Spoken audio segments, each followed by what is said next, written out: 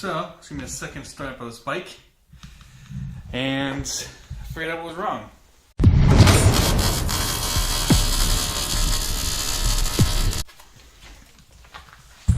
And what was wrong was simply, I was doing this.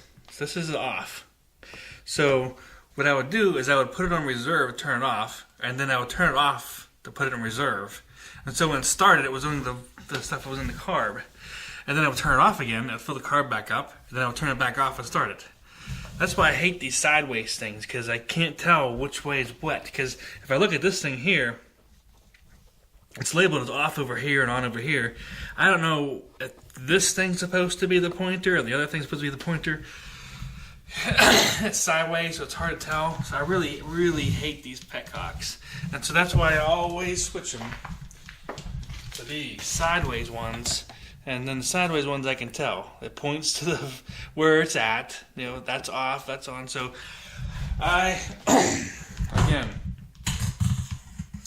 just messed up as far as that is concerned. So it doesn't have any problems then. So as far as I know. It's basically, I'm just going to actually put it on reserve and start up this time. See what happens.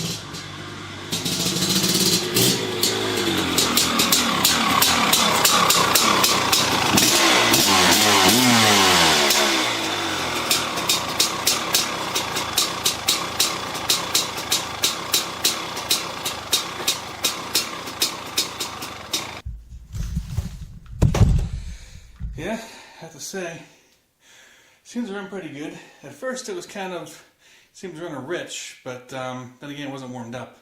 Once it started getting warmed up, it started to get, I can't really wind it out though, but it seemed like it wanted to really go.